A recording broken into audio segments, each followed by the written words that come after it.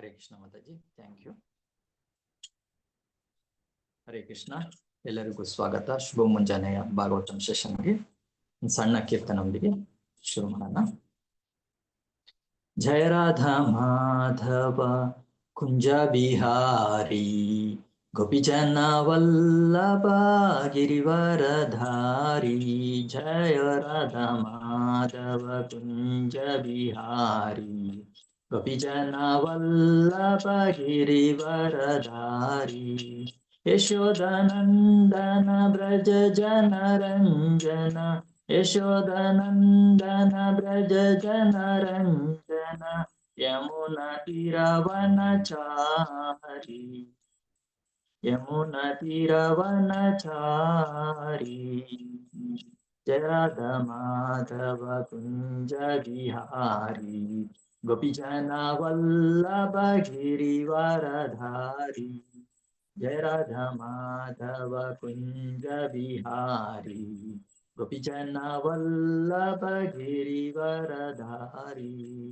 ಹರೆ ಕೃಷ್ಣ ಕೃಷ್ಣ ಕೃಷ್ಣ ಹರೆ ಹರೆ, ಹರೆ ರಾಮ ರಾಮ್ ರಾಮ್ ಹರೆ ಹರೆ. ಹರೆ ಕೃಷ್ಣ ಕೃಷ್ಣ ಕೃಷ್ಣ ಹರೆ ಹರೆ, ಹರೆ ರಾಮ ರಾಮ್ ರಾಮ್ ಹರೆ ಹರೆ. ಹರೆ ಕೃಷ್ಣ ಕೃಷ್ಣ ಕೃಷ್ಣ ಹರೆ ಹರೆ, ಹರೆ ರಾಮ ರಾಮ್ ರಾಮ್ ಹರೆ ಹರೆ. ಹರೆ ಕೃಷ್ಣ ಕೃಷ್ಣ ಕೃಷ್ಣ ಹರೆ ಹರೆ, ಹರೆ ರಾಮ ರಾಮ್ ರಾಮ್ ಹರೆ ಹರೆ. ರಾಧಾ ಮಾಧವ ರಾಧಾ ಮಾಧವ ರಾಧೆ, ಜಯ ರಾಧಾ ಮಾಧವ ರಾಧಾ ಮಾಧವ ರಾಧೆ. ಜಯ ಗಂಧರ್ವಿಕ ಗಿರಿಧಾರಿ ಗೌರ ಹರಿ, ಗಂಧರ್ವಿಕ ಗಿರಿಧಾರಿ ಗೌರ ಹರಿ. ಜಯ ಲಕ್ಷ್ಮೀ ನರಸಿಂಹ ಜಯ ಅನಂತ ರೇ, ಲಕ್ಷ್ಮೀ ನರಸಿಂಹ ಜಯ ಅನಂತ ರೇ.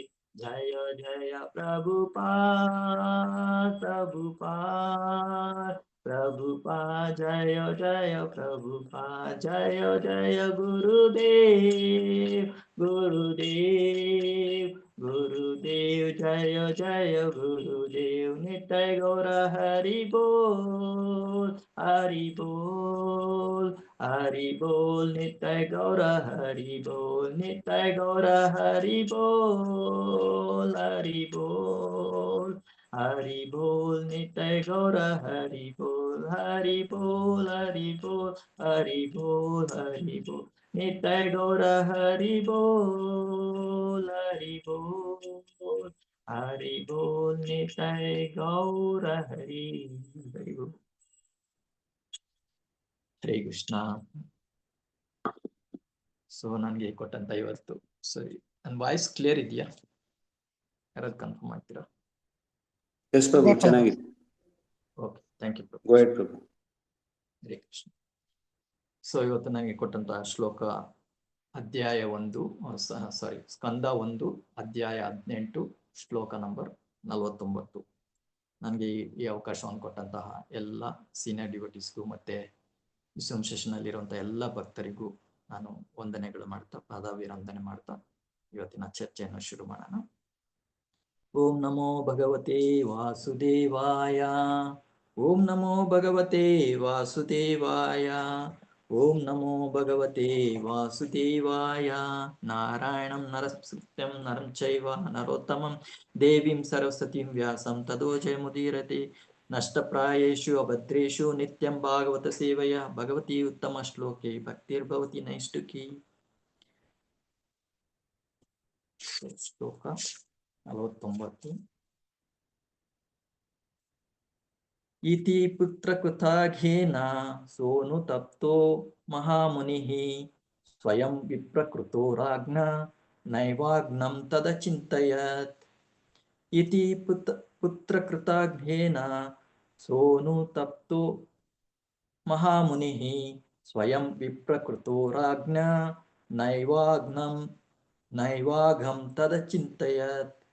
ಇತಿ ಪುತ್ರಕೃತಾಘ್ನೇನ ಸೋನು ತಪ್ತೋ ಮಹಾಮುನಿಃ ಸ್ವಯಂ ವಿಪ್ರಕೃತೋ ರಾಜ್ಞ ನೈವಾಘಂ ತದಚಿತ್ತಯಾತ್. ಪದದಿಂದ ಪದ. ಇತಿ ಹೀಗೆ ಪುತ್ರ ಮಗನು ಕೃತ ಮಾಡಿದ ಹಗೇನ ಪಾಪದಿಂದ ಸಹ ಆ ಅನುತಪ್ತಃ ಸಂತಾಪಪಟ್ಟ ಮಹಾಮುನಿ ಮಹರ್ಷಿಯು ಸ್ವಯಂ ಸ್ವತಃ ವಿಪ್ರಕೃತಃ ಅಪಮಾನಿತನಾಗಿದ್ದರೂ ರಾಜನಿಂದ ನ ಇಲ್ಲ ಏವ ನಿಶ್ಚಯವಾಗಿ ಅಘಂ ಪಾಪವನ್ನು ತತ್ ಅಚಿಂತಯತ್ ಯೋಚಿಸಿದನು. ಅನುವಾದ ಭಾವಾರ್ಥ ಶಿಲಪ್ರಭುಪಾದರಿಂದ ಶಿಲಪ್ರಭುಪಾದ್ಗೆ ಜಯವಾದ. ಹೀಗೆ ಋಷಿಯು ತನ್ನ ಪುತ್ರನು ಮಾಡಿದ ಪಾಪಕ್ಕಾಗಿ ವಿಷಾದಿಸಿದನು. ರಾಜನು ತನಗೆ ಮಾಡಿದ್ದ ಅಪಮಾನವನ್ನು ಅವನು ತುಂಬಾ ಗಂಭೀರವಾಗಿ ಪರಿಗಣಿಸಲಿಲ್ಲ. ಭಾವಾರ್ಥ: ಇಡೀ ಪ್ರಸಂಗವು ಈಗ ಸ್ಪಷ್ಟವಾಗಿದೆ. ಪರೀಕ್ಷಿತ ಮಹಾರಾಜನು ಸತ್ತ ಹಾವನ್ನು ಆರದಂತೆ ಋಷಿಯ ಕೊರಳಿಗೆ ತೊಡಿಸಿದ್ದು ಅಂತಹ ಗುರುತರವಾದ ಅಪರಾಧವೇನೂ ಆಗಿರಲಿಲ್ಲ. ಆದರೆ ಶೃಂಗಿಯು ರಾಜನನ್ನು ಶಪಿಸಿದ್ದು ಮಾತ್ರ ಗಂಭೀರವಾದ ಅಪರಾಧವಾಗಿತ್ತು. ಇಂತಹ ಗಂಭೀರವಾದ ಅಪರಾಧವನ್ನು ಎಸಗಿದವನು ಕೇವಲ ಒಬ್ಬ ಮೂರ್ಖ ಬಾಲಕ. ಆ ಪಾಪದ ಪರಿಣಾಮದಿಂದ ಮುಕ್ತನಾಗುವುದು ಅಸಾಧ್ಯವಾಗಿದ್ದರೂ ಬಾಲಕ ಎಂಬ ಕಾರಣದಿಂದ ಅವನು ದೇವೋತ್ತಮ ಪರಮ ಪುರುಷನ ಕ್ಷಮೆಗೆ ಅರ್ಹನಾಗಿದ್ದನು. ಪರೀಕ್ಷಿತ ಮಹಾರಾಜನು ಕೂಡ ಮೂರ್ಖ ಬ್ರಾಹ್ಮಣನು ತನಗೆ ಶಪಿಸಿದ್ದನ್ನು ಮನಸ್ಸಿಗೆ ತೆಗೆದುಕೊಳ್ಳಲಿಲ್ಲ. ಬದಲಾಗಿ ಈ ವಿಷಮ ಸಂದರ್ಭದಿಂದ ಅವನು ಅನುಕೂಲವನ್ನೇ ಪಡೆದನು. ಭಗವಂತನ ಪರಮ ಇಚ್ಛೆಯಿಂದ ಶ್ರೀಲ ಶುಕಮುನಿಗಳ ಅನುಗ್ರಹದಿಂದ ಪರೀಕ್ಷಿತ ಮಹಾರಾಜನು ಜೀವನದ ಅತ್ಯುನ್ನತ ಸಿದ್ಧಿಯನ್ನು ಪಡೆದನು. ವಾಸ್ತವವಾಗಿ ಅದೇ ಭಗವಂತನ ಇಚ್ಛೆಯಾಗಿತ್ತು. ಪರೀಕ್ಷಿತ ಮಹಾರಾಜ, ಶಮಿಕ ಋಷಿ ಮತ್ತು ಅವನ ಮಗ ಶೃಂಗಿ ಎಲ್ಲರೂ ಭಗವಂತನ ಇಚ್ಛೆಯನ್ನು ಪೂರೈಸುವಲ್ಲಿ ನಿಮಿತ್ತರಾಗಿದ್ದರು. ಎಲ್ಲವೂ ಪರಮಪುರುಷನ ಸಂಬಂಧದಲ್ಲಿ ಸಂಭವಿಸಿದ್ದರಿಂದ ಅವರಲ್ಲಿ ಯಾರೊಬ್ಬರೂ ಕಷ್ಟಕ್ಕೆ ಗುರಿಯಾಗಲಿಲ್ಲ. ಓಂ ತತ್ಸತ್. ಓಂ ಅಜ್ಞಾನತಿಮಿರಾಂಧಸ್ಯ ಜ್ಞಾನಾಂಜನಶಲಾಕಯ ಚಕ್ಷುರುಂ ಉನ್ಮಿಲಿತಂ ಯೇನ ತಸ್ಮೈ ಶ್ರೀ ಗುರವೇ ನಮಃ. ಶ್ರೀ ಚೈತನ್ಯ ಮನೋಭೀಷ್ಟಂ ಸ್ಥಾಪಿತಂ ಯೇನ ಭೂತಲೆ ಸ್ವಯಂ ರೂಪ ಕದಾ ಮಹ್ಯಂ ದದಾತಿ ಸ್ವಪದಾಂಕಿತಂ. ವಂದೇಹಂ ಶ್ರೀಗುರು ಶ್ರೀಯುತಪದಕಮಲಂ ಶ್ರೀಗುರುಂ ವೈಷ್ಣವಾಂಶ್ಚ ಶ್ರೀರೂಪಂ ಸಾಗ್ರಜಾತಂ ಸಹಗಣ ರಘುನಾಥಾನ್ವಿತಂ ತಂ ಸಜೀವಂ ಸಾದ್ವೈತಂ ಸಾವಧೂತಂ ಪರಿಜನ ಸಹಿತಂ ಕೃಷ್ಣ ಚೈತನ್ಯ ದೇವಂ ಶ್ರೀರಾಧಾ ಕೃಷ್ಣ ಪಾದಾನ್ ಸಹಗಣ ಲಲಿತಾ ಶ್ರೀ ವಿಶಾಖಾನ್ವಿತಾಂಶ್ಚ. ಹೇ ಕೃಷ್ಣ ಕರುಣಾ ಸಿಂಧು ದೀನಬಂಧು ಜಗತ್ಪತೆ ಗೋಪೇಶ ಗೋಪಿಕಾ ಕಾಂತ ರಾಧಾ ಕಾಂತ ನಮಸ್ತುತೆ. ತಪ್ತ ಕಾಂಚನ ಗೌರಾಂಗಿ ರಾಧೆ ವೃಂದಾವನೇಶ್ವರಿ ವೃಷಭಾನುಸುತೆ ದೇವಿ ಪ್ರಣಮಾಮಿ ಹರಿಪ್ರಿಯೇ. ನಮೋ ವಿಷ್ಣುಪದಾಯ ಕೃಷ್ಣಪ್ರಷ್ಟಾಯ ಭೂತಲೆ ಶ್ರೀಮತಿ ಭಕ್ತಿವೇದಾಂತ ಸ್ವಾಮಿ ತಿರಾಮಿನೆ. ನಮಸ್ತೆ ಸರಸ್ವತಿ ದೇವಿ ಗೌರವಾಣಿ ಪ್ರಚಾರಿಣಿ ನಿರ್ವಿಶೇಷ ಶೂನ್ಯವಾದಿ ಪಾಶ್ಚಾತ್ಯ ದೇಶಧಾರಿಣಿ. ವಾಂಛಾ ಕಲ್ಪತರುಭ್ಯಶ್ಚ ಕೃಪಾ ಸಿಂಧುಭ್ಯೇವ ಚ ಪತಿತಾನಾಂ ಪಾವನೇಭ್ಯೋ ವೈಷ್ಣವೇಭ್ಯೋ ನಮೋ ನಮಃ. ಜಯ ಶ್ರೀ ಕೃಷ್ಣ ಚೈತನ್ಯ ಪ್ರಭು ನಿತ್ಯಾನಂದ ಶ್ರೀ ಅದ್ವೈತ ಗದಾಧರ ಶ್ರೀವಾಸಾದಿ ಗೌರಭಕ್ತವೃಂದ.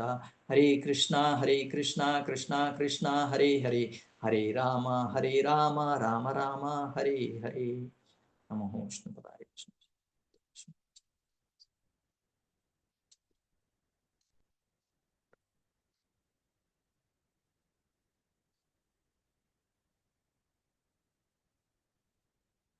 ಹರೇ ಕೃಷ್ಣ. ಮತ್ತೊಮ್ಮೆ ಎಲ್ಲರಿಗೂ ಸ್ವಾಗತ. ಸೊ ನಾವು ಈ 18ನೇ ಅಧ್ಯಾಯದಲ್ಲಿ ಪರೀಕ್ಷಿತ ಮಹಾರಾಜನಿಗೆ ಬ್ರಾಹ್ಮಣ ಕುಮಾರನ ಶಾಪ ಅನ್ನೋ ಅಧ್ಯಾಯ ನಾವು ಸುಮಾರು ದಿನಗಳಿಂದ ಬೆಳಗಿನ ಮುಂಜಾನೆಯಲ್ಲಿ ಭಾಗವತಂ ಕ್ಲಾಸ್ನ ಕೇಳ್ತಾ ಇದ್ದೀವಿ. ಸೊ ಈಗ ನಮ್ಗೆ ಒಂದು ಕನ್ಕ್ಲೂಷನ್ಗೆ ಬರ್ತಾ ಇದ್ವಿ. ಇನ್ನೊಂದು ಶ್ಲೋಕ ಆದ್ರೆ ಈ ಅಧ್ಯಾಯ ಮುಗಿಯುತ್ತೆ. ನಾವು ಕನ್ಕ್ಲೂಷನ್ ಬರ್ತಾ ಇದೀವಿ.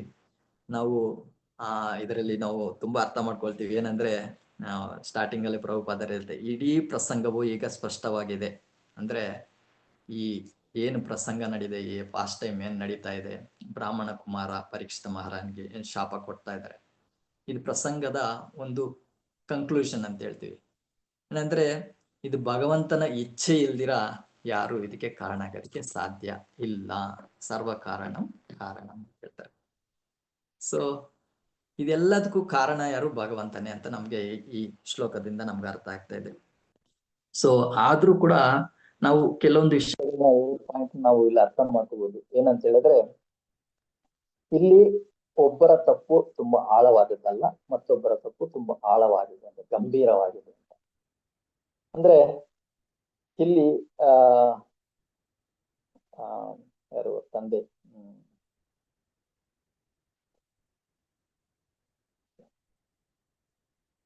ಶಮಿಕ ಮುನಿ ಇಲ್ಲಿ ಇಬ್ಬರ ತಪ್ಪುಗಳನ್ನ ಇಲ್ಲಿ ಅನಲೈಸ್ ಮಾಡ್ತಾ ಇದ್ದಾರೆ. ಯಾರ್ದು ಗಂಭೀರವಾದ ತಪ್ಪು, ಯಾರ್ದು ಗಂಭೀರವಾದ ತಪ್ಪಲ್ಲ ಅಂತ. ಸೊ ಇಲ್ಲಿ ಶಮಿಕ ಮುನಿ ಪರೀಕ್ಷಿತ ಮಹಾರಾಜ ಮಾಡಿದಂತ ತಪ್ಪು ಗಂಭೀರವಾಗಿ ತೆಗೆದುಕೊಳ್ಳೋದಿಲ್ಲ. ಆದ್ರೆ ಅವರ ಮಗ ಚಿಕ್ಕ ಬಾಲಕ, ಸುಮಾರು ಒಂದು 5 ವರ್ಷ ಕಮ್ಮಿ ಇರ್ಬೋದಷ್ಟೇ, ಆ ಬಾಲಕ ಮಾಡಿರುವಂತಹ ತಪ್ಪನ್ನು ತುಂಬಾ ಗಂಭೀರವಾಗಿ ತೆಗೆದುಕೊಳ್ತಾರೆ. ಯಾಕಂತ ಹೇಳಿದ್ರೆ, ಇಲ್ಲಿ ನಾವು ಇಂಗ್ಲಿಷ್ ಅಲ್ಲಿ ಒಂದು ಹೇಳ್ತೀವಿ ಚೈಲ್ಡಿಶ್ ತಪ್ಪು ಅಂತ ಹೇಳ್ತೀವಿ. ಅಂತ ಹೇಳಿದ್ರೆ, ಈ ಮಕ್ಕಳು ಸಹಜವಾಗಿ ಇಮ್ಮಿಡಿಯೇಟ್ ಆಕ್ಷನ್ ತಗೊಂಡ್ಬಿಡ್ತಾರೆ, ಯೋಚನೆ ಮಾಡೋದಿಲ್ಲ. ನಾವೇನಾದ್ರೂ ಹೇಳಿದ್ರೆ, ಇವಾಗ ನೋಡಿ ಇಲ್ಲಿ ಆಗಿದ್ದು, ಈ ಫಾಸ್ಟ್ ಟೈಮ್ ಅಲ್ಲಿ ಆಗಿದ್ದು ಅದೇ ರೀತಿ. ಅವರ ಸ್ನೇಹಿತರು ನಿಮ್ಮ ತಂದೆಯ ಕೊಳಲ್ಲಿ ಒಂದು ಸತ್ತ ಹಾವಿನ ಹಾರವಾಗಿ ಹಾಕಿದ್ದಾರೆ ಅಂತ ಹೇಳಿದ ತಕ್ಷಣ ಅವ್ರು ಇಮಿಡಿಯೇಟ್ ಯೋಚನೆ ಮಾಡ್ತಾ ಇಲ್ಲ ಕಾನ್ಸಿಕ್ವೆನ್ಸ್ ಅದು ಏನಂತ ಹೇಳಿದ್ರೆ, ಅದರಿಂದ ಮುಂದೆ ನಾನು ಏನಾದ್ರೂ ಆಕ್ಷನ್ ತಗೊಂಡ್ರೆ ಅಥವಾ ಶಾಪವನ್ನು ಕೊಟ್ರೆ ಅದರಿಂದ ಮುಂದೆ ಯಾರಿಗ್ ತೊಂದರೆ ಆಗುತ್ತೆ, ಯಾರಿಗ್ ಲಾಭ ಆಗುತ್ತೆ, ಅದನ್ನ ಯೋಚನೆನೇ ಮಾಡೋದಿಲ್ಲ. ಇಮಿಡಿಯೇಟ್ ಅವರು ಶಾಪವನ್ನು ಕೊಟ್ಬಿಡ್ತಾರೆ. ಏನಂತ ಹೇಳಿದ್ರೆ, ಮುಂದಿನ 7 ದಿನಗಳಲ್ಲಿ ಅದು ಹಾವಿನ ಕಡಿತದಿಂದ ಯಾರು ಹಾಕಿದಾರೋ ಅವರು ಸಾಯ್ಲಿ ಅಂತ ಹೇಳ್ಬಿಟ್ಟು ಶಪಿಸ್ಬಿಡ್ತಾರೆ. ಸೊ ಅವರು ಯಾರು ಯಾಕೆ ಮಾಡಿದ್ರು ಅದನ್ನೇನು ಯೋಚನೆ ಮಾಡೋದಿಲ್ಲ. ಈ ಶಾಪವನ್ನು ಕೊಡೋದ್ರಿಂದ ಆ ರಾಜ ಈ ಪೃಥ್ವಿ ಲೋಕದಿಂದ ಈ ಲೋಕದಿಂದ ಹೋಗ್ತಾರೆ. ಆವಾಗ ಈ ಲೋಕವನ್ನು ಆಳುವವರ ಗತಿ ಏನಾಗ್ಬೇಕು? ಯಾಕಂದ್ರೆ ಅವರು ದೊಡ್ಡ ಭಕ್ತರಾಗಿದ್ರು. ಯಾರು? ಪರೀಕ್ಷಿತ ಮಹಾರಾಜರು ಸಾಮಾನ್ಯವಾದ ರಾಜನಾಗಿರ್ಲಿಲ್ಲ, ದೊಡ್ಡ ಕೃಷ್ಣನ ಭಕ್ತರಾಗಿದ್ದರು. ಮತ್ತೆ ಅವರ ಆಳ್ವಿಕೆ ತುಂಬಾ ಚೆನ್ನಾಗಿ ನಡೀತಾ ಇತ್ತು. ನಾವು ಹಿಂದಿನ ಚಾಪ್ಟರ್ಗಳಲ್ಲಿ ನೋಡ್ತಾ ಇದ್ವಿ. ಹೇಗಿತ್ತು ಅಂದ್ರೆ, ಅವರು ಕಲಿಪುರುಷವನ್ನ ಎಂಟರ್ ಆಗೋದು ಕೂಡ ತಡೆಯೋದಷ್ಟು ಸಮರ್ಥರಾಗಿದ್ದರು. ಸೊ ಇದು ಭಗವಂತನ ಇಚ್ಛೆ, ಕಲಿಪುರುಷ ಬರ್ಲೇಬೇಕು ಅಂತ ಭಗವಂತನ ಇಚ್ಛೆ ಆಗಿರೋದ್ರಿಂದ ಈ ಒಂದು ಪ್ರಸಂಗ ಸೃಷ್ಟಿ ಆಯ್ತು ಅಂತ ನಮ್ಗೆ ಚೆನ್ನಾಗಿ ಅರ್ಥ ಆಗ್ತಾ ಇದೆ. ಸೊ ಇಲ್ಲಿ ಇನ್ನೊಂದನ್ನ ಅರ್ಥ ಮಾಡ್ಕೋಬೇಕಂದ್ರೆ, ಶೃಂಗಿ ಮಾಡಿದ ತಪ್ಪು ಯೋಚನೆ ಮಾಡ್ದಿರಾ ಏನು ಕನ್ಸಿಕ್ವೆನ್ಸ್ ನ ಅರ್ಥ ಮಾಡ್ಕೊಳ್ದಿರಾ, ಯಾರತ್ರೂ ಡಿಸ್ಕಸ್ ಮಾಡ್ದಿರಾ. ಇವಾಗ ನಾವು ಏನೇ ಒಂದು ಆಕ್ಷನ್ ತಗೋಬೇಕಾದ್ರೆ ನಾವು ಭಗವದ್ ಭಕ್ತಿಯಲ್ಲೇ ಆಗಿರ್ಬೋದು ಅಥವಾ ಭೌತಿಕವಾಗಿ ಆಗಿರ್ಬೋದು, ಏನಾದ್ರೂ ಒಂದು ನಾವು ಸಾಧನೆ ಮಾಡ್ಬೇಕಾದ್ರೆ ಅಥವಾ ಏನಾದ್ರೂ ಒಂದು ಆಕ್ಷನ್ ಮಾಡ್ಬೇಕಾದ್ರೆ ಅದರಿಂದ ನಾವು ಮೊದ್ಲು ಯೋಚನೆ ಮಾಡ್ಬೇಕಾಗುತ್ತೆ. ಯಾವ್ದು ಕರೆಕ್ಟ್, ಯಾವ್ದು ತಪ್ಪು, ಇದು ಮಾಡಿದ್ರೆ ಸರಿ ಆಗುತ್ತಾ, ಇಲ್ಲ ಇದು ಮಾಡೋದ್ರಿಂದ ಯಾರಿಗಾದ್ರೂ ತೊಂದರೆ ಆಗುತ್ತಾ, ಇಲ್ಲ ನಮ್ಗೆ ತೊಂದರೆ ಆಗುತ್ತಾ. ಫಸ್ಟ್ ಆಫ್ ಆಲ್ ನಾವು ಏನಾದ್ರು ಮಾಡೋದ್ರಿಂದ ಬೇರೆಯವ್ರಿಗೆ ತೊಂದರೆ ಆಗುತ್ತೆ ಅನ್ನೋದನ್ನ ಯೋಚನೆ ಮಾಡ್ಬೇಕಾಗುತ್ತೆ. ನಮ್ಮ ತೊಂದರೆನ ನಮ್ಮ ಕರ್ಮವನ್ನು ನಾವು ಅನುಭವಿಸ್ತೀವಿ, ಅದು ಕರೆಕ್ಟ್. ಆದ್ರೆ ಆ ಡಿಸಿಷನ್ ಇಂದ, ಆ ಕರ್ತವ್ಯದಿಂದ ಬೇರೆಯವ್ರಿಗೆ ತೊಂದರೆ ಆಗುತ್ತಾ ಅನ್ನೋದನ್ನು ಯೋಚನೆ ಮಾಡ್ಬೇಕಾಗುತ್ತೆ. ಇಲ್ಲಿ ಶೃಂಗಿ ಅದನ್ನು ಯೋಚನೆ ಮಾಡ್ಲೇ ಇಲ್ಲ. ಯೋಚನೆ ಮಾಡ್ದಿರಾನೆ ಪರೀಕ್ಷಿತ ಮಹಾರಾಜನಿಗೆ ಆ ಶಾಪವನ್ನು ಕೊಟ್ಟರು. ಆ ಶಾಪವನ್ನು ಕೊಟ್ಟಿದ್ದಕ್ಕೆ ಪರೀಕ್ಷಿತ ಮಹಾರಾಜ ಅದನ್ನೇನು ಕನ್ಸಿಡರ್ ಮಾಡ್ಲಿಲ್ಲ. ಈ ಶಾಪ ನಾನು ಕೊಟ್ಟಿದ್ರೆ ನಾನು ಆಕ್ಟ್ ಮಾಡ್ಬೇಕು, ಅದನ್ನ ರೀಕೌಂಟರ್ ಮಾಡ್ಬೇಕು ಅಂತ ಹೇಳಿ ಅವರು ಏನು ಯೋಚನೆ ಮಾಡಿಲ್ಲ. ಇದು ಭಗವಂತನ ಒಂದು ಇಚ್ಛೆ ಅಂತ ಅವ್ರು ಅರ್ಥ ಮಾಡ್ಕೊಂಡು, ಯಾಕಂದ್ರೆ ಅವ್ರು ಭಗವದ್ ಭಕ್ತರಾಗಿದ್ರು. ಅವರು ಹುಟ್ಟು ಕೂಡ ಭಗವಂತನ ಇಚ್ಛೆಯಿಂದಾನೆ, ಕೃಷ್ಣನ ದರ್ಶನ ಮಾಡ್ತಾನೆ ಅವರ ಜನನವಾಯ್ತು. ಸೊ ಆ ತರ ಭಕ್ತರು ಚೆನ್ನಾಗಿ ಬೇಗ ಅರ್ಥ ಮಾಡ್ಕೊಳ್ತಾರೆ. ಏನೇ ಸೀಕ್ವೆನ್ಸ್ ಇದ್ರು, ಏನೇ ಕಾರ್ಯಗಳು ನಡೀತಾ ಇದ್ರು ಕೂಡ ಅವ್ರು ಚೆನ್ನಾಗಿ ಅರ್ಥ ಮಾಡ್ಕೊಳ್ತಾರೆ. ಇದು ಭಗವಂತನ ಇಚ್ಛೆ ಅಂತ ಹೇಳ್ತಾರೆ. ಸೊ ಇಲ್ಲಿ ಪರೀಕ್ಷಿತ ಮಹಾರಾಜ ಅದು ಭಗವಂತನ ಇಚ್ಛೆ ಅಂತ ಚೆನ್ನಾಗಿ ಅರ್ಥ ಮಾಡ್ಕೊಂಡು ಅವರು ರಿಯಾಕ್ಟ್ ಮಾಡ್ಲಿಲ್ಲ. ಅಂದ್ರೆ ಶೃಂಗಿಗೆ ಮತ್ತೆ ಅದನ್ನ ಕಾಂಟ್ಯಾಕ್ಟ್ ಮಾಡಿಲ್ಲ. ನಾವು ಈಗಿನ ಕಾಲದಲ್ಲಿ ನೋಡ್ತೀವಿ, ಯಾವುದೇ ಒಬ್ಬ ಮಂತ್ರಿಗೆ ಒಂದು ಶಾರ್ಟ್ಸೇ ಆಗ್ಲಿ ಅಥವಾ ಯಾವ್ದಾದ್ರು ಒಂದು ರೀಲ್ಸ್ ಆಗ್ಲಿ, ಏನಾದ್ರು ಒಂದು ಇದ್ರಲ್ಲಿ ಆ ಮಂತ್ರಿಯ ಬಗ್ಗೆ ಏನಾದ್ರು ಕೆಡತಾಗಿ ಏನಾದ್ರು ಒಂದು ಮಾತಾಡ್ಬಿಟ್ಟು ಸಾಕು, ಇಮಿಡಿಯೇಟ್ ಏನಾಗುತ್ತೆ, ಅವರನ್ನ ಅರೆಸ್ಟ್ ಮಾಡೋದು ನಡೆಯುತ್ತೆ. ಅವ್ರ ಯೋಚನೆ ಕೂಡ ಅವ್ರು ಕೂಡ ಯೋಚನೆ ಮಾಡೋದಿಲ್ಲ. ಯಾಕಂದ್ರೆ ಆ ತರ ರೀತಿಯಾದ ಇವಾಗ ನಾವು ಪಾಲಿಟಿಕ್ಸ್ ಅಲ್ಲಿ ಇದೀವಿ ನಾವು ಇವಾಗ, ರಾಜಕೀಯದಲ್ಲಿ ಇದೀವಿ, ರಾಜಮನೆತನದಲ್ಲಿ ಇದೀವಿ ನಾವು ಇವಾಗ. ಏನಂತ ಹೇಳಿದ್ರೆ ಅವ್ರು ಇಮಿಡಿಯೇಟ್ ಎಂತವ್ರು ಯೋಚನೆ ಮಾಡೋದಿಲ್ಲ, ಏನ್ ಮಾಡ್ತಾರೆ ಇವಾಗ ಏನೋ ಇಡಿ ಅಂತೆ ಅದಂತೆ ಇದಂತೆ ಅಂದ್ಬಿಟ್ಟು ಇನ್ಕಮ್ ಟ್ಯಾಕ್ಸ್ ರೂಲ್ಸ್ ಅದು ಇದು ಅಂತ ಹೇಳ್ಬಿಟ್ಟು ಅವನ ಮೇಲೆ ಏರಿ ಏನ್ ಮಾಡ್ಬಿಡ್ತಾರೆ, ಅವನ್ನ ಸೆರೆಮನೆಗೆ ದೂರ್ ಬಿಡ್ತಾರೆ. ಆತರ ಏನಾದ್ರು ಮಂತ್ರಿಗಳ ಬಗ್ಗೆ ಏನಾದ್ರು ಇದು ಮಾಡಿದ್ರೆ.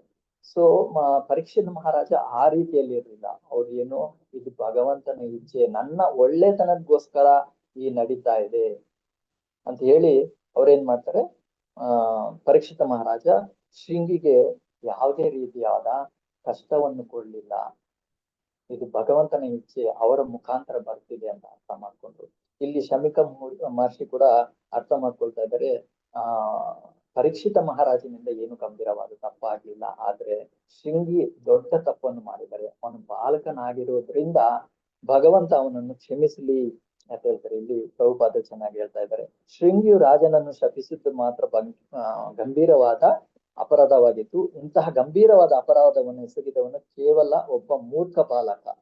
ಆ ಪಾಪದ ಪರಿಣಾಮದಿಂದ ಮುಕ್ತನಾಗುವುದು ಅಸಾಧ್ಯವಾಗಿದ್ದರೂ ಬಾಲಕ ಎಂಬ ಕಾರಣದಿಂದ ಅವನು ದೇವೋತ್ತಮ ಪರಮ ಪುರುಷನ ಕ್ಷಮೆಗೆ ಅರ್ಹನಾಗಿದ್ದನು. ಅಂದ್ರೆ ಅವನು ಚೈಲ್ಡಿಶ್ ಬಾಲಕನಾಗಿರೋದ್ರಿಂದ, ಚಿಕ್ಕ ಮಗುವಾಗಿರೋದ್ರಿಂದ ಅವನು ಯೋಚನೆ ಮಾಡ್ತೀರಾ ಶಾಪವನ್ನು ಕೊಟ್ಟಿದ್ದಾನೆ ಅನ್ನೋದ್ರಿಂದ ಭಗವಂತ ಅವನನ್ನ ಕ್ಷಮಿಸ್ತಾರೆ. ಅದಕ್ಕೆ ಅರ್ಹನಾಗಬಹುದು ಅಂದ್ಕೊಂಡಿದ್ದಾರೆ, ಕ್ಷಮಿಸುತ್ತಾರೆ ಅಂತ ಹೇಳ್ತಾ ಇಲ್ಲ, ಇಲ್ಲಿ ಅರ್ಹನಾಗಿದ್ದನು ಅಂತ ಹೇಳ್ತಾ ಇದ್ದಾರೆ. ಸೊ ಭಕ್ತನಿಗೆ ಯಾರಾದ್ರೂ ಅಪರಾಧ ಮಾಡಿದ್ರೆ ಇವನ್ ಭಗವಂತ ಕೂಡ ಕ್ಷಮಿಸೋದಿಲ್ಲ ಅಂತ ನಾವು ಹಿಂದಿನ ಕ್ಲಾಸಲ್ಲಿ ನಾವು ತುಂಬಾ ಚರ್ಚೆ ಮಾಡಿದೀವಿ. ಅದು ತುಂಬಾ ಕರೆಕ್ಟ್. ಅದು ಆಕ್ಚುಲಿ ನಾವು ಭಕ್ತರ ಮೇಲೆ ಅಥವಾ ವೈಷ್ಣವರ ಮೇಲೆ ಯಾವುದೇ ಅಪರಾಧವನ್ನು ಮಾಡಬಾರದು. ನಾವು ಏನೇ ಕರ್ತವ್ಯವನ್ನು ಮಾಡ್ತಾ ಇದ್ರು ಒಂದ್ಸಲಿಗಲ್ಲ 100 ಸಲಿಗೆ ಯೋಚನೆ ಮಾಡಿ, ಅಥವಾ ಯಾರ ಹತ್ರ ಆದ್ರೂ ಅದರ ಬಗ್ಗೆ ಚರ್ಚೆ ಮಾಡ್ತಾ ಅವರ ಅಭಿಪ್ರಾಯವನ್ನು ತಿಳಿದುಕೊಳ್ತಾ ನಾವು ಆ ಕರ್ತವ್ಯವನ್ನು ಮಾಡ್ಬೇಕಾಗುತ್ತೆ, ಏನೇ ಮಾಡ್ತಾ ಇದ್ರು ಕೂಡ. ಸೊ ನಮ್ಮ ಭಕ್ತಿ ಪಥದಲ್ಲೂ ಕೂಡ ತುಂಬಾ ಇಂಪ್ರೂವ್ಮೆಂಟ್ ಬೇಕಂತ ಹೇಳಿದ್ರೆ ನಮ್ಮ ಹಿರಿಯರು ಅವರ ಮಾರ್ಗದರ್ಶನ ತುಂಬಾ ಇಂಪಾರ್ಟೆಂಟ್ ಆಗಿರುತ್ತೆ. ಅವರ ಮಾರ್ಗದರ್ಶನದಲ್ಲಿ ಇದ್ರೆ ನಾವು ಯಾವಾಗಲೂ ಸೇಫ್ ಆಗಿರ್ತೀವಿ ಹೇಳ್ತೇವೆ. ಮತ್ತೆ ಇಲ್ಲಿ ಪರೀಕ್ಷಿತ ಮಹಾರಾಜ ಅದನ್ನ ತುಂಬಾ ಅಪರಾಧ ಅಂತ ತಿಳ್ಕೊಳ್ದಿರ ಆ ಶಾಪವನ್ನು ಒಳ್ಳೆ ಅಭಿಪ್ರಾಯಕ್ಕೆ, ಅಂದ್ರೆ ಇದು ಏನೋ ಒಂದು ಒಳ್ಳೆಯ ಕರ್ತವ್ಯಕ್ಕೋಸ್ಕರ ಭಗವಂತ ಇಲ್ಲಿ ನನಗೆ ಈ ರೀತಿ ಮಾಡ್ತಾ ಇದ್ದಾರೆ ಅನ್ನೋದನ್ನ ಅರ್ಥ ಮಾಡ್ಕೊಂಡು ಅವ್ರು ಏನ್ ಮಾಡಿದ್ರು, ಇಮಿಡಿಯೇಟ್ ಅವರು ಎಲ್ಲ ರಾಜ್ಯವನ್ನು ತೊರೆದು ಅವರು ಅವರ ಆಧ್ಯಾತ್ಮಿಕ ಗುರಿ ಕಡೆಗೆ ಕಾಡುಗಳ ಕಡೆಗೆ ಹೋಗಿ ಎಲ್ಲ ಸಾಧು ಸಂತರ ಬಗ್ಗೆ ವಿಚಾರಣೆ ಮಾಡಿ ಸುಖಮುನಿಗಳ ಇಲ್ಲಿ ಹೇಳ್ತಾ ಇದ್ದಾರೆ, ಸುಖಮುನಿಗಳ ಅನುಗ್ರಹದಿಂದ ಪರೀಕ್ಷಿತ ಮಹಾರಾಜನ ಜೀವನದ ಅತ್ಯುನ್ನತ ಸಿದ್ಧಿಯನ್ನು ಪಡೆದನು. ಅಂದ್ರೆ ಅವರು ನವವಿಧ ಭಕ್ತಿಗಳಿದಾವಲ್ಲ, ಅದರಲ್ಲಿ ಒಂದನ್ನ ಅವರು ಆಯ್ಕೆ ಮಾಡ್ಕೊಳ್ತಾರೆ. ಏನಂದ್ರೆ ಶ್ರವಣಂ ಫಸ್ಟ್ ಶ್ರವಣಂ ಕೀರ್ತನ್ ಫಸ್ಟ್ ಏನಿದೆ ಅದನ್ನ ತಗೊಂಡು ಏನ್ ಮಾಡ್ತಾರೆ ಅವರು ನೆಕ್ಸ್ಟ್ ಏನ್ ಹೇಳ್ತಾರೆ, 7 ದಿನದಲ್ಲಿ ಸಾಯ್ಬೇಕು ಅಂತ ನಾವು ಶಾಪನ್ ಕೊಟ್ಟಿದ್ರು. ಆ 7 ದಿನ ಕೂಡ ಸುಖಮುನಿಗಳ ಅವರ ಅಸೋಸಿಯೇಷನ್ ನಲ್ಲಿದ್ದು ಅವ್ರೇನ್ ಮಾಡ್ತಾರೆ, ಅವರಿಂದ ಭಗವಂತನ ಅನಂತವಾದ ಲೀಲೆಗಳನ್ನು ಹೇಳ್ತಾರೆ. ಸುಮಾರು 20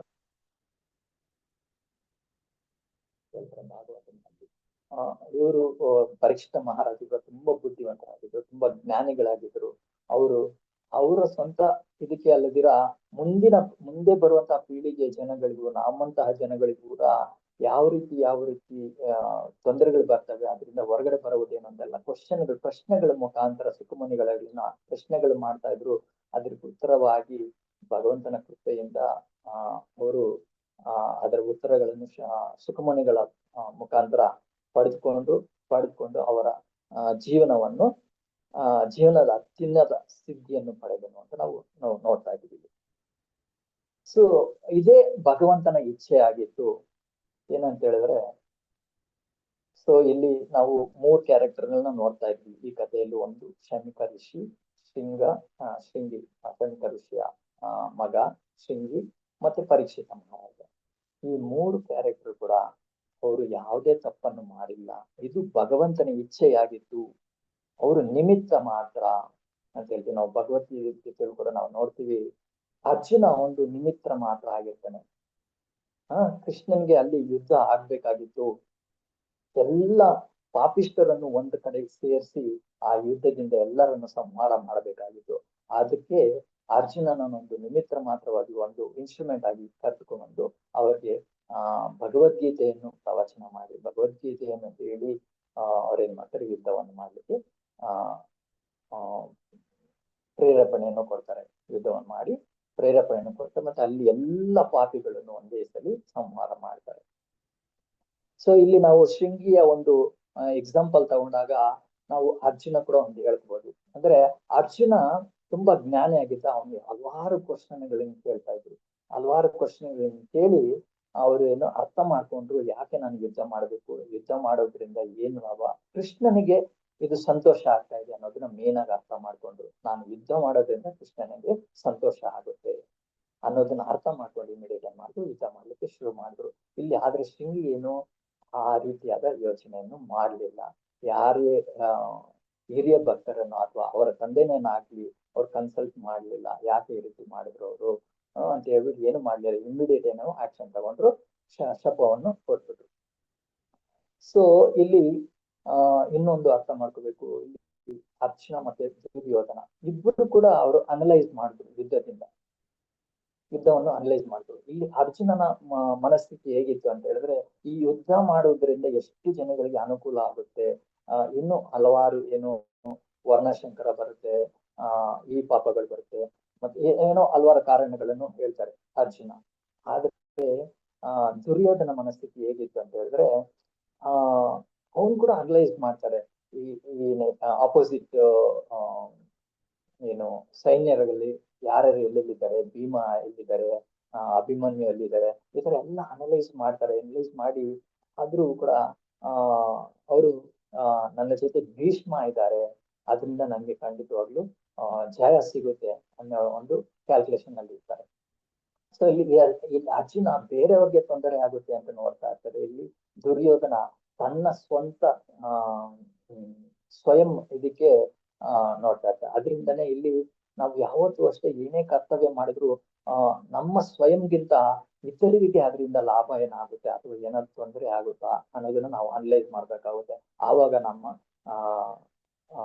ಕರ್ತವ್ಯ ಅಥವಾ ಏನೇ ಕಾರ್ಯ ಕೂಡ ಒಂದು ಒಳ್ಳೆಯ ಸ್ಥಿತಿ ಬರುತ್ತೆ. ಮತ್ತೆ ಅದರಲ್ಲಿ ಇಂಪಾರ್ಟೆಂಟ್ ಆಗಿ ಇದರಿಂದ ಈ ಕರ್ತವ್ಯದಿಂದ ಕೃಷ್ಣನಿಗೆ ಅಥವಾ ಭಗವಂತನಿಗೆ ಸಂತೋಷ ಆಗುತ್ತಾ ಅನ್ನೋದನ್ನ ನಾವು ಯೋಚನೆ ಮಾಡ್ಬೇಕಾಗುತ್ತೆ. ಅದೊಂದು ಪಾಯಿಂಟ್, ನಾವು ಯಾವುದೇ ಕರ್ತವ್ಯವನ್ನು ಮಾಡ್ತಾ ಇದ್ರು ಕೂಡ ಕೃಷ್ಣನನ್ನು ಸೆಂಟರ್ ಪಾಯಿಂಟ್ ಅಲ್ಲಿ ಇಟ್ಕೊಂಡು ನಾವು ಯೋಚನೆ ಮಾಡ್ತಾ ಆ ಕರ್ತವ್ಯವನ್ನು ಆ ಕರ್ಮವನ್ನು ಮಾಡ್ತಾ ಇದ್ರೆ ಯಾವತ್ತಿಗೂ ನಮ್ಗೆ ಜಯ ಇರುತ್ತೆ.